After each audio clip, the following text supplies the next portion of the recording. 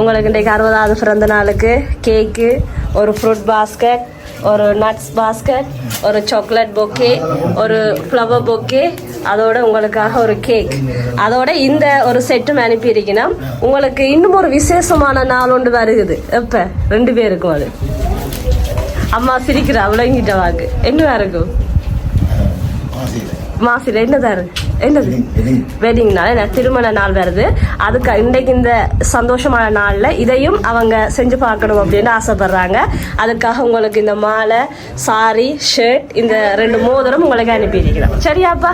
Okay. அப்பாவுக்கு யார் அனுப்பியிருப்பா? அனிதா. அவங்க அனுப்பல இல்லையே, உண்மையா அனுப்பல, அவங்க அனுப்பல. அவங்கள விட வேறு யாரும் பிள்ளைகள் மகன் அனுப்பியிருக்க மாட்டாரா? மகள் தான் சொல்லியிருப்பா. இல்ல, ஆனா மகள் அனுப்பல. சரி, வாழ்த்தோட உங்களுக்கு அனுப்பியிருக்கணும். நீண்ட ஆயுளோடும் நல்ல சுகத்தோடும் மன மகிழ்ச்சியோடும் இறைவன் அருளோடும் 100 ஆண்டு காலம் நீடூழி வாழ மனதார வாழ்த்துகிறோம். நாங்கள் அருகில் இல்லை என்றாலும் எங்களுடைய வாழ்த்து உங்களுக்கு எப்போதும் இருக்கும் தாத்தா அப்படின்னு அனுப்பியிருக்கணும். யாரா இருக்கும்?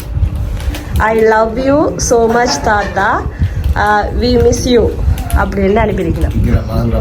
பேரப்பிள்ளைகளோட பேர் என்ன? அகல்யா, இலக்கியா, மலரவன், ரித்விஷா, பிஹாரா, அப்துல்லாஹிஸ். ஐயா, ஓகே. இந்த பேர பிள்ளைகள் எல்லாரும் சேர்ந்து உங்களுக்கு இந்த ஒரு வாழ்த்தை அனுப்பி அவங்களோடாகவும் வந்திருக்கு. அதோட உங்களோட மகள் ஒரு வாழ்த்தை அனுப்பி இருக்கிறா.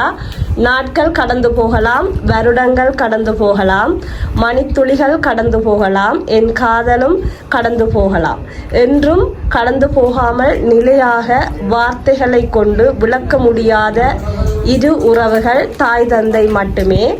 இணை பிரியாத தம்பதியினராய் இன்று போல் என்றும் 100 ஆண்டு காலம் வாழ்க.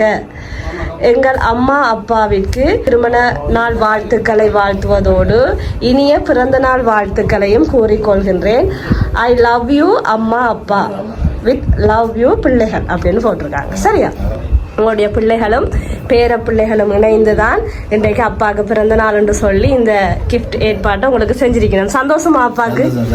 ரொம்ப சந்தோஷம். சரி, பிள்ளைகளுக்கு என்ன சொல்ல போறீங்க? பிள்ளைகளுக்கு, பேர பிள்ளைகளுக்கு?